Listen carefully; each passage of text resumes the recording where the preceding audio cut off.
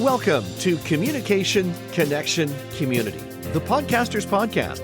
This podcast takes a deep dive into modern-day communication strategies in the podcasting space. We chat with interesting people who make the podcasting and speaking spaces exciting and vibrant. We also dive into the podcasting community with news, updates, latest trends and topics from this ever-evolving space. So strap in.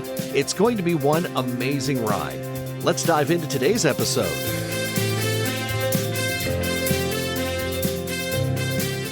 And my guest today is Dave Bates. He's an executive coach who understands the daily struggles, challenges, and the big opportunities that feel like they're just a little bit out of reach. He's been a solopreneur, COO, CEO, and almost everything in between, too. He's run the gamut. When it comes to being in business, Dave's clients experience relief from the pressure of feeling alone at the top of their growing business. We're going to talk about a lot of things today, I'm sure.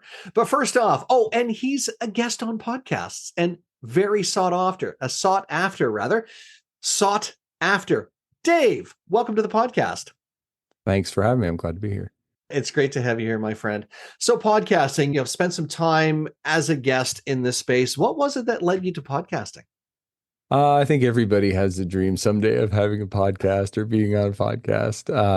One of the things that's really been interesting about podcasting is how it expands your reach. You know, everybody says, hey, I could have more clients or I could have more whatever. If people just knew more about me, that's the awareness problem that everybody seems to struggle with. And I also thought, hey, you know, I've had a lot of experience in my life and it would be great if I could share some of what I've learned along the way. And what better way to do that than to find folks that are tuning in, trying to learn and educate themselves and just share what my experience has been, and maybe it will help.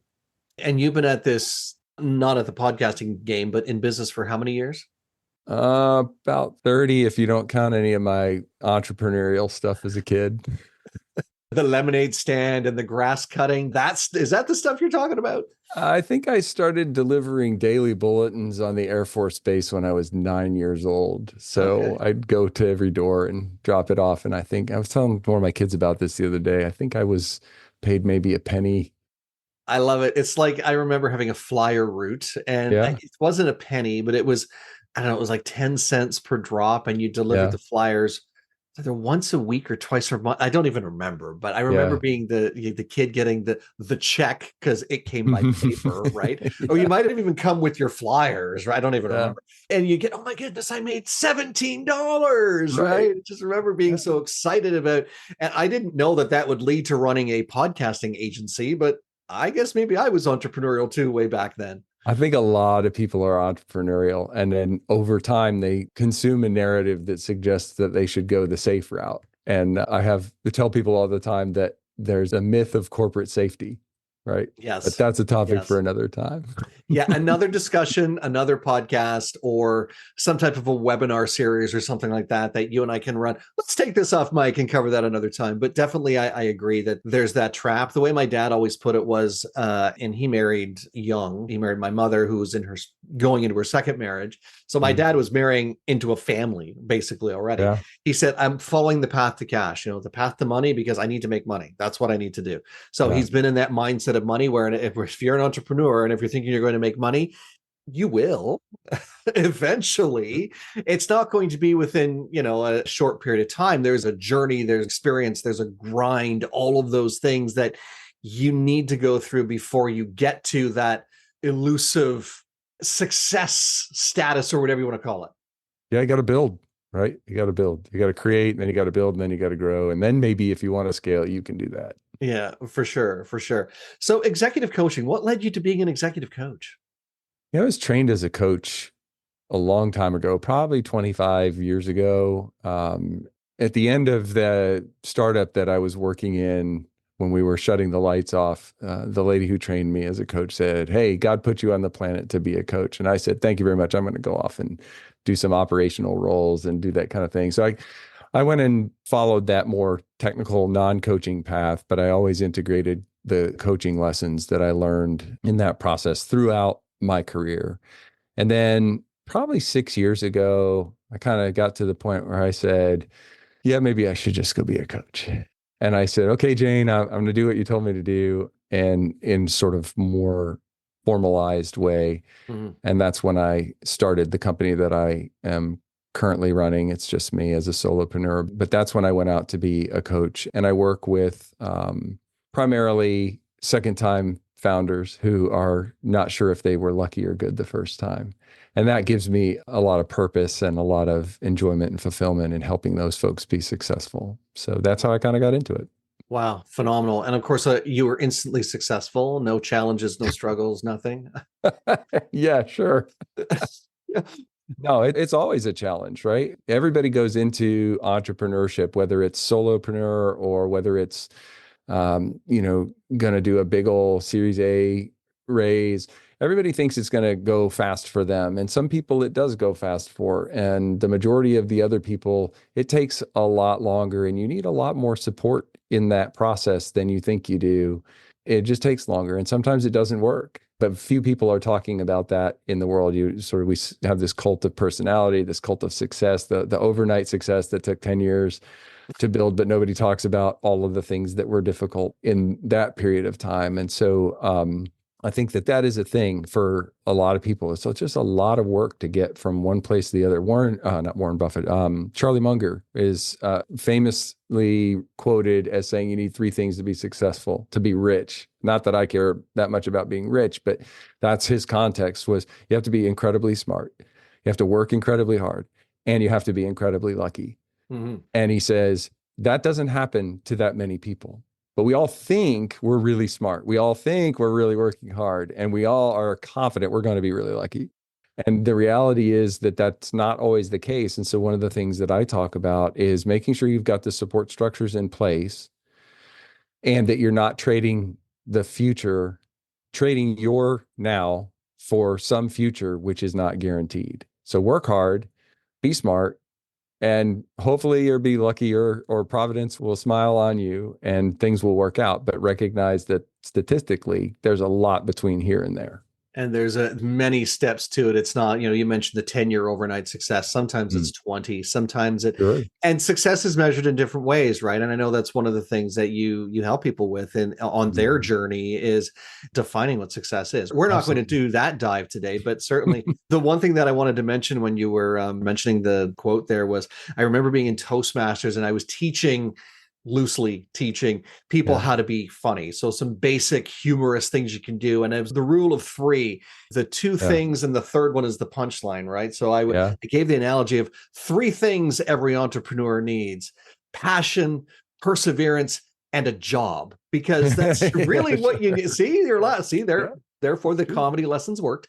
But you really need to be able to know that, hey, when you're stepping into this arena, it's not that overnight success. You might get lucky, but it's going to be a journey, and embrace it. And I attune it to podcasting because there are so many people that come into the podcasting space, and maybe you've met some of them along the way that think I start a podcast and all of a sudden the podcast heavens will open and I will be the next Joe Rogan or the next Seth, whoever it is. I'm going to be extremely successul in this space with 11 billion listeners and everything will be fine, and I'll be relaxing on my 144-foot yacht doing my podcast episodes from there.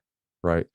Yeah. Just like entrepreneurship, that's typically not the journey of most podcasters. And the stats bear that out, right? I don't know what the average number of podcast episodes are, but I think it's something in the low single digits or maybe high single digits, like 8 or 10 or 12 podcasts episodes, and then it's not working. I'm not getting there. And it's like eating 10 salads and saying, those 10 salads I'm eating haven't allowed me to release, those 25 pounds that I really want to let go of.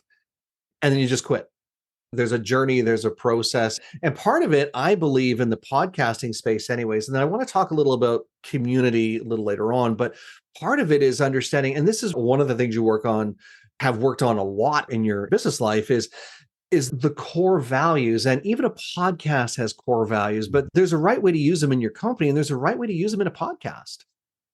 That's right. Yeah, there definitely is. I think a lot of it starts in something that you and I were talking about before, is what we used to call it in Seth Godin terms is what's it for and who's it for? Mm-hmm. if you don't know what it's for, I don't want to have a podcast because everybody has a podcast. Anybody has a podcast, right? So that's why I should have a podcast. Might not be the greatest reason to have a podcast. Yeah.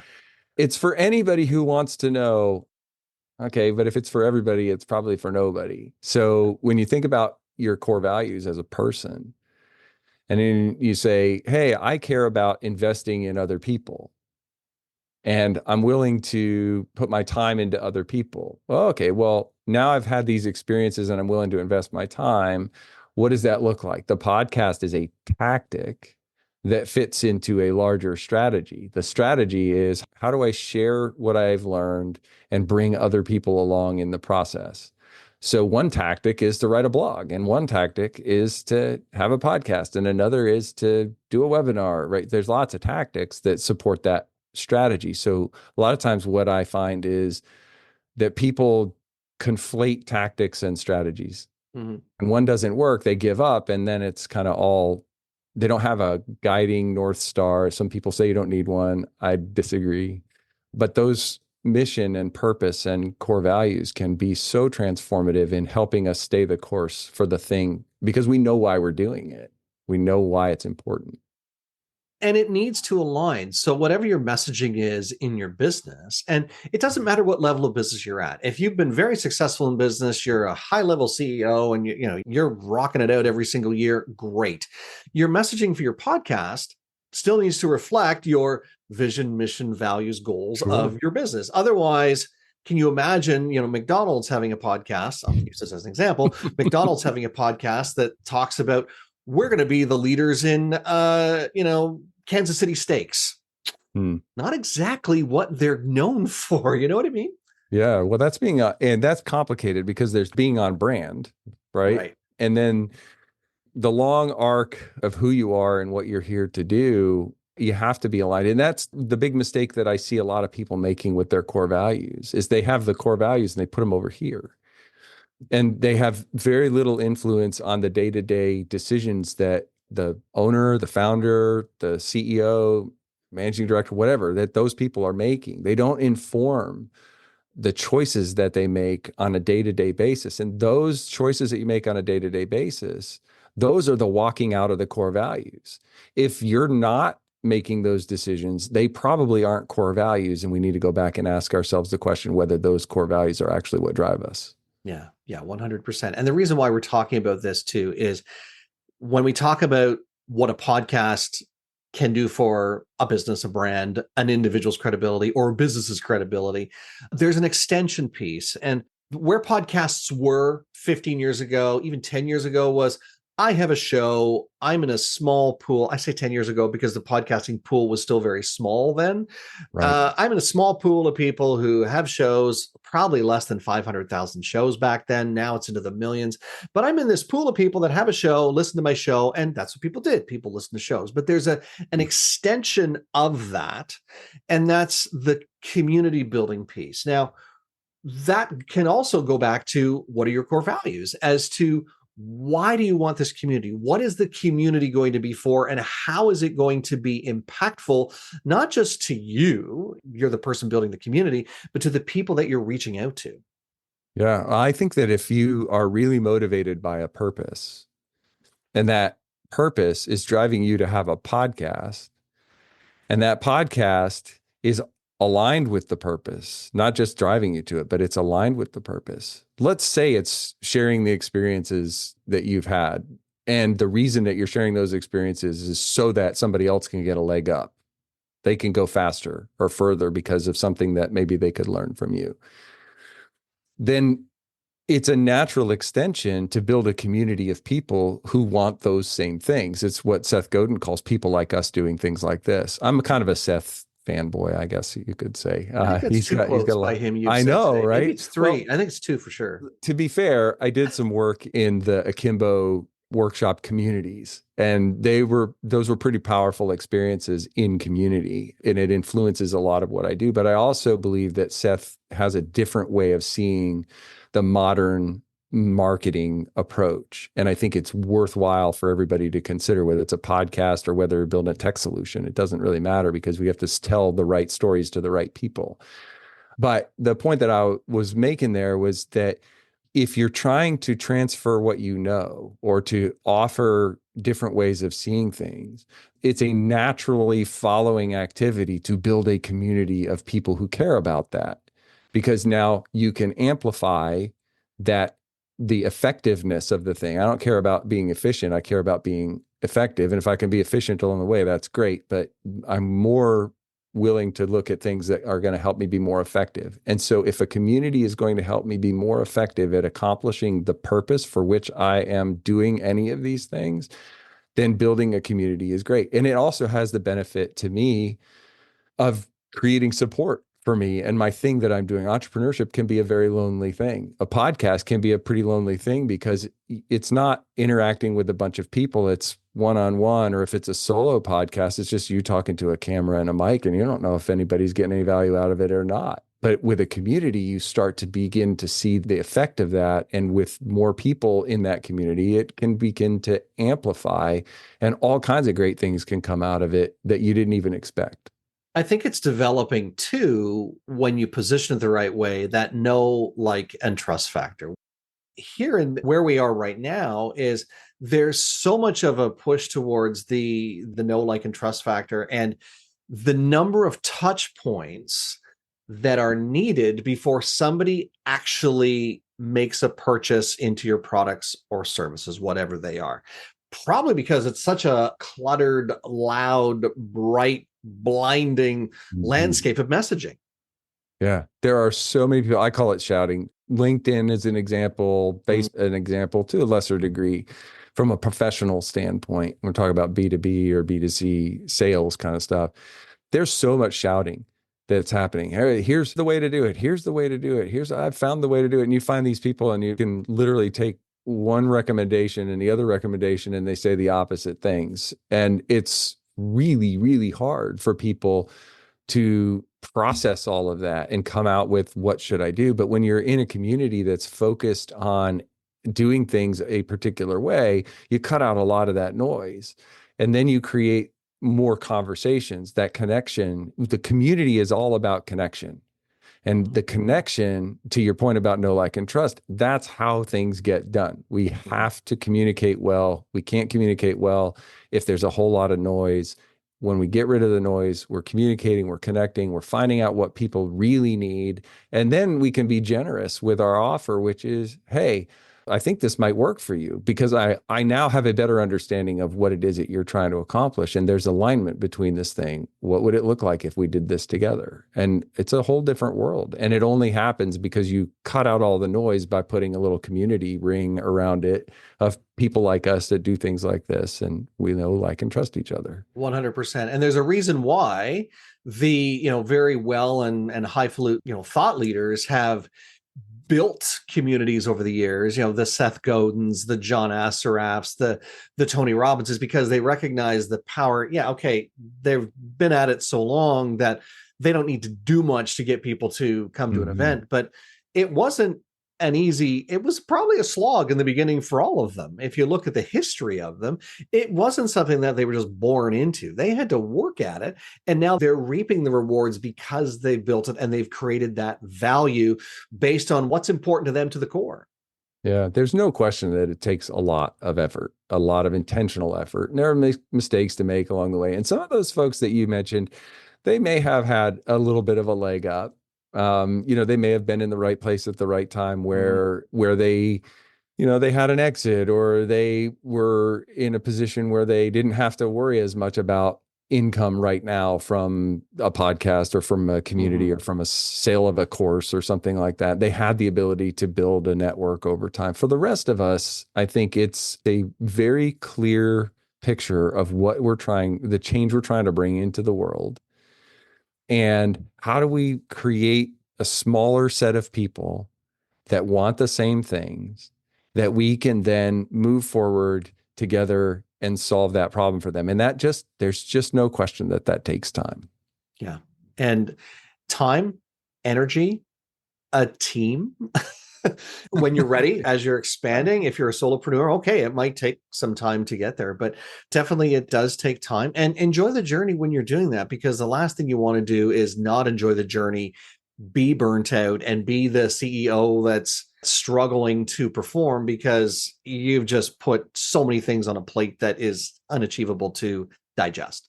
Yeah, there's a lot of, I've been recently getting into looking into some of the brain science and I'm going to be Andy Huberman and those guys, but, just been really, really interested in the connection that you mentioned, enjoy it while it's in the journey. But what happens is a lot of times we get into this threat matrix in our brain and we start to get into the fight or flight.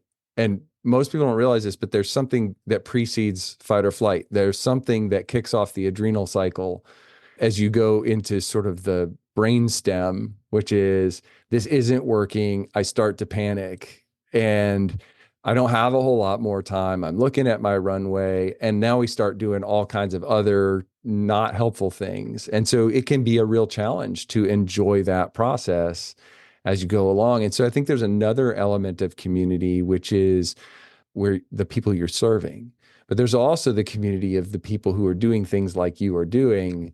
And that's a different kind of community. 100%. I'm very blessed to be a member of the Canadian Association of Professional Speakers, similar to the NSA, which is basically a community. It's a community of professionals. You need that support, though, even if for no other reason, just to have checkpoints every now and again, to be reminded that you're doing okay. You're on a journey. It's all good. Failing forward is okay. All of those things that if you're not in that community, and this is above and beyond your typical coffee clatch networking type, this is a higher level or a level of people who you would consider to be your peers, who are there to support you. And that's where community is also extremely important. Yeah, I agree with that. That's the support. And it's not just about telling you, the aphorisms of you're good enough, smart enough, and doggone it, I like you. But it's I remember also, that. I remember that. Just to say, I remember that. Stuart Smalley, right? I don't remember who it was. I think that's I just who it know was. that it was a thing a few minutes ago in my life. But it's also that ability to support and share and, here's some things that I found. It might work for you. It might not work for you. What are you doing? There's so many different elements of support that you can leverage that will help you as you are on that journey to enjoy the journey and not get into so much of a panic. So that when you're building in your other community, your externally facing community, that you can show up with generosity, with empathy, with new ideas up in what we call the cortex of your brain, where your higher thinking is. If you think about that as a balance, almost like a barbell, you don't want one to get too heavy or too light. You want to try to keep them in general in balance. And the only way you know that is based on when you stop and you have your one-on-one with yourself and you ask, how am I feeling about this? Or you ask somebody near you, like your spouse or your kids, like, how do you think work's going for me? And they're like, wow, man, you are stressed out of your gourd. Okay, I probably am out of balance. So how do I get it back into balance? And borrowing input from other people can be really, really valuable. Huge value. Also of huge value has been this conversation today, Dave. Oh my goodness. We could probably just keep going. We could, but I won't. Just so we can allow the listeners to digest and absorb some of what you've shared. You have some great resources for people to pass along to help them on their journey.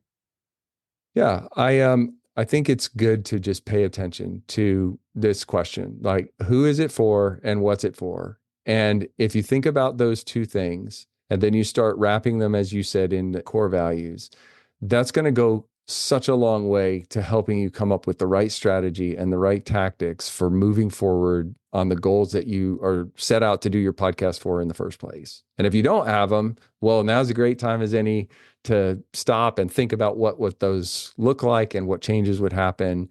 And as a result of doing that, how much more effective could you be if you stopped and allowed those things to integrate? Caravel.com is where you can find out a heck of a lot more information about Dave and the folks that he serves. And if this has been of any value to you, I'm assuming it has. It's been of great value to me, that's for sure. Definitely check him out. All of this information is in the show notes.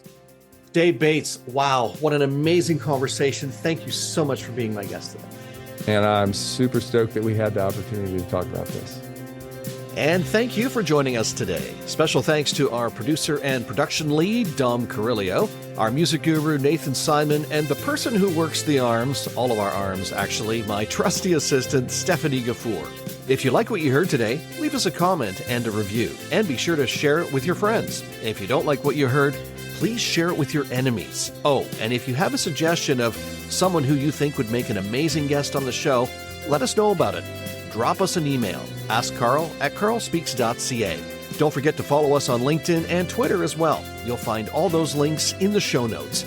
And if you're ready to take the plunge and join the over 3 million people who have said yes to podcasting, let's have a conversation.